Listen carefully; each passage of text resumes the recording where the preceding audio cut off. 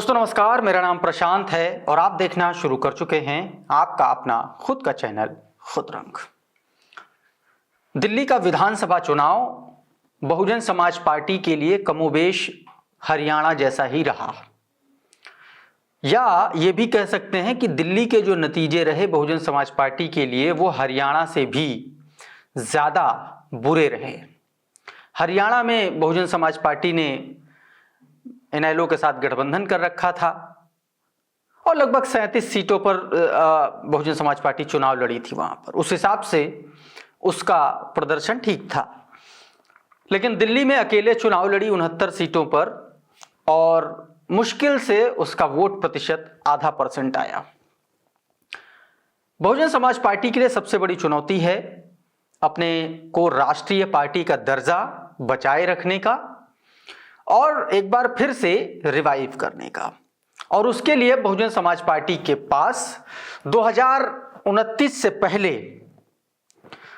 पहले मैं इसलिए कह रहा हूं क्योंकि 29 में एक बार फिर से वेरिफिकेशन या यूं कहें एक प्रोसेस होगा कि कौन सी पार्टी राष्ट्रीय पार्टी रहेगी, कौन सी नहीं रहेगी। उससे पहले दो बहुत मुख्य चुनाव हैं बहुजन समाज पार्टी के लिए, जहां पर उसको अपना अच्छा प्रदर्शन करना ही करना है। और शायद यही वजह है कि बहुजन समाज पार्टी की सुप्रीमो मायावती जी संगठन में लगातार बड़ा फेरबदल करती हुई नजर आ रही हैं। बीते दिनों उन्होंने आकाश आनंद को एक तरीके से हल्का किया, अशोक सिद्धार्थ को हटा दिया, नितिन सिंह को हटा दिया और बाकायदा एक जबरदस्त तरीके से उन्होंने ट्विटर के माध्यम से, सोशल मीडिया के माध्यम से आकाश आनंद को संदेश देने की कोशिश की कि उत्तराधिकारी असली वही होगा जो मिशन और मूवमेंट के लिए काम करेगा और जमीन पर काम करेगा।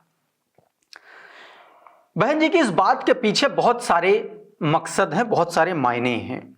सबसे बड़ा जो मिशन है बहुजन समाज पार्टी के सामने वो ये है कि बहुजन समाज पार्टी अपना राष्ट्रीय पार्टी का दर्जा बचाए रखे और उसके लिए उसको हर गुणागणित करने की जरूरत पड़ेगी। और उसके लिए उसके सामने अभी दो सबसे बड़े मौके हैं। पहला, 2025 के आखिर आते आते यानी कि अक्टूबर नवंबर में बिहार के विधानसभा चुनाव हैं और उसके बाद 2027 में उत्तर प्रदेश का विधानसभा चुनाव। यानी कि ये दो राज्य ऐसे हैं जो बहुजन समाज पार्टी को प्राण वायु दे सकते हैं। बहुजन समाज पार्टी उत्तर प्रदेश में अच्छा परफॉर्म करती आई है। 4 बार मायावती जी मुख्यमंत्री रही हैं उत्तर प्रदेश की। 2007 में उन्होंने पूर्ण बहुमत की सरकार बनाई थी, मेरे ख्याल से 37-38% वोट के साथ में। तो उत्तर प्रदेश उनकी एक उपजाऊ जमीन रही है। लेकिन बीते कुछ चुनाव से अगर आप देखेंगे तो बहुजन समाज पार्टी का वोट शेयर लगातार गिरता जा रहा है। 2024 का जो लोकसभा चुनाव हुआ उसमें बहुजन समाज पार्टी का जो वोट शेयर उत्तर प्रदेश में था वो 19%, 19.5% से आकर के सीधा 10% डाउन हुआ, 9-9.5% के पास आ गया। अब बहुजन समाज पार्टी के सामने सबसे बड़ी चुनौती है कि बिहार में और उत्तर प्रदेश में अच्छा परफॉर्म किया जाए। सबसे पहला चुनाव वो जो अभी देखने जा रही है बसपा, वो देखने जा रही है बिहार का। सवाल अब इसलिए ये उठ रहे हैं कि क्या बहुजन समाज पार्टी बिहार में अकेले चुनाव लड़ेगी या गठबंधन करके चुनाव लड़ेगी। बीते 10-12 दिनों से कुछ इस तरीके की खबरें सोशल मीडिया पर चल रही हैं, तमाम सारे ट्विटर हैंडल्स के जरिए कही जा रही हैं, बताने की कोशिश की जा रही है कि बहुजन समाज पार्टी बिहार में गठबंधन करने जा रही है। आज के इस वीडियो में यही समझेंगे कि क्या वाकई में बसपा बिहार में गठबंधन कर सकती है क्या, और अगर बसपा गठबंधन करेगी तो उसका किसके साथ गठबंधन करना ज्यादा बेनिफिशियल होगा, और अगर गठबंधन होता है तो फिर बहुजन समाज पार्टी किसके साथ गठबंधन करेगी और किन शर्तों पर गठबंधन करेगी। क्योंकि बहन कुमारी मायावती जी ने कई बार यह बात दोहराई है कि वो गठबंधन नहीं करेंगी, वो अकेले चुनाव लड़ेंगी। हरियाणा चुनाव के बाद उन्होंने कहा, महाराष्ट्र चुनाव से पहले उन्होंने कहा, लोकसभा चुनाव के बाद उन्होंने कहा और अब बिहार चुनाव से पहले एक बार फिर से बहुजन समाज पार्टी के साथ गठबंधन की खबरें आम हो चली हैं।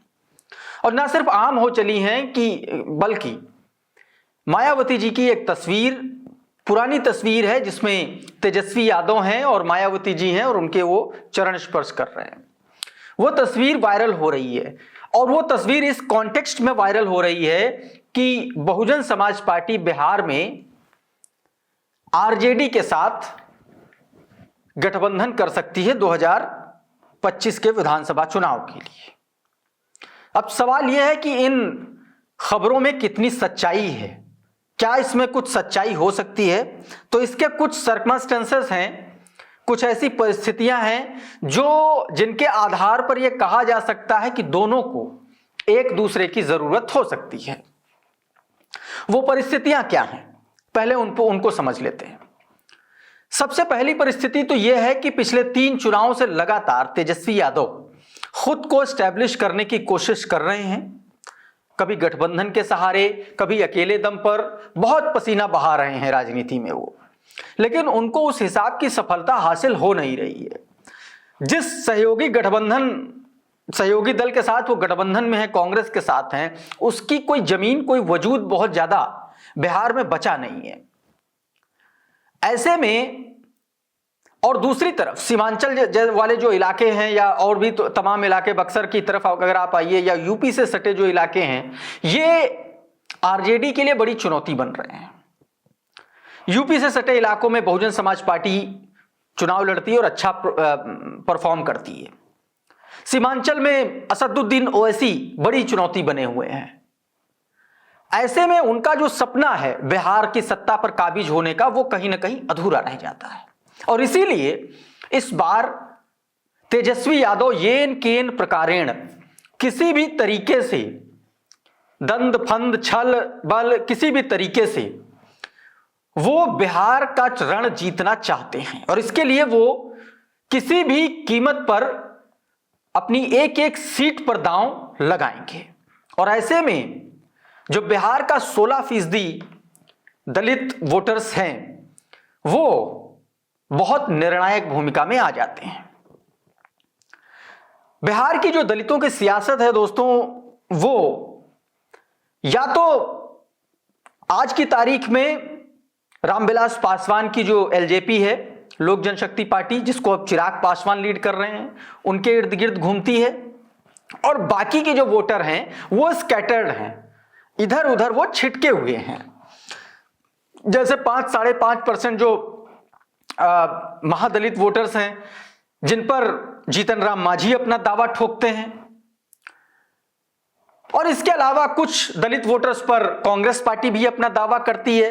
यानी कि अगर आप देखें तो वर्तमान में बिहार में खास तौर पर ओबीसी और ओबीसी और मुस्लिम्स का जो वो है वोटर तबका है, वो लगभग क्लियर है कि कुर्मी कोयरी कहां जाएगा और यादव, मुसलमान और बाकी के जो ओबीसी हैं वो कहां जाएंगे। लेकिन ईबीसी और दलित वोटर्स में अभी भी हर दल को अपना मौका नजर आ रहा है और यही वजह है कि तेजस्वी यादव बहुत ज्यादा परेशान है।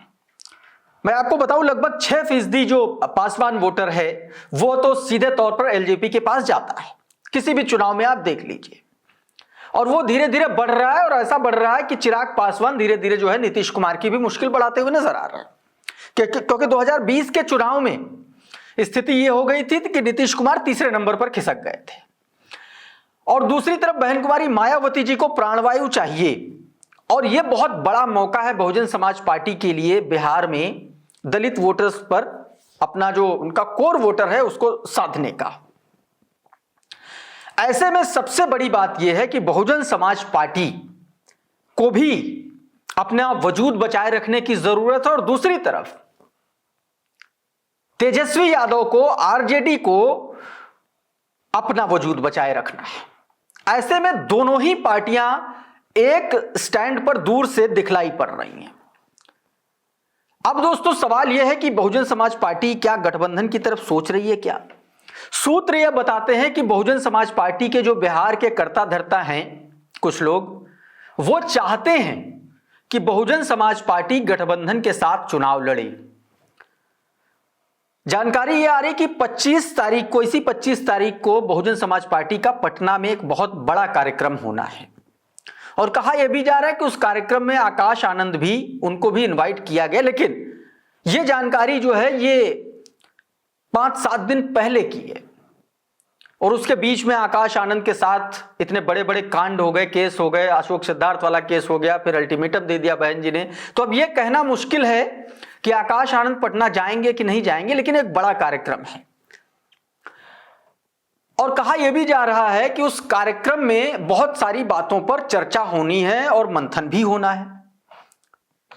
ऐसे में अगर सारी चीजें पॉजिटिव रहती हैं तो आने वाले वक्त में हो सकता है नई समीकरण देखने को मिले। लेकिन फिर मैं एक बात कहूंगा कि बहन कुमारी मायावती जी क्या गठबंधन करेंगी, यह भी अपने आप में बड़ा सवाल है, क्योंकि बहुजन समाज पार्टी बिहार में एक ताकत रही है। बहुजन समाज पार्टी का एक विधायक मेरे ख्याल से 2020 में जीता था। साल 2000 में बहुजन समाज पार्टी के 5 विधायक थे बिहार में, बिहार की विधानसभा में, और लगभग बहुजन समाज पार्टी को 2% के आसपास वोट मिला था। टोटल अगर वोट की बात करें तो लगभग आप कहेंगे 37 लाख से ज्यादा वोट बहुजन समाज पार्टी को मिला था। 5 सीटों पर भारतीय बहुजन समाज पार्टी चुनाव जीती थी, 3 सीटों पर बसपा दूसरे नंबर पर रही थी, और 7 सीटों पर तीसरे नंबर पर रही थी।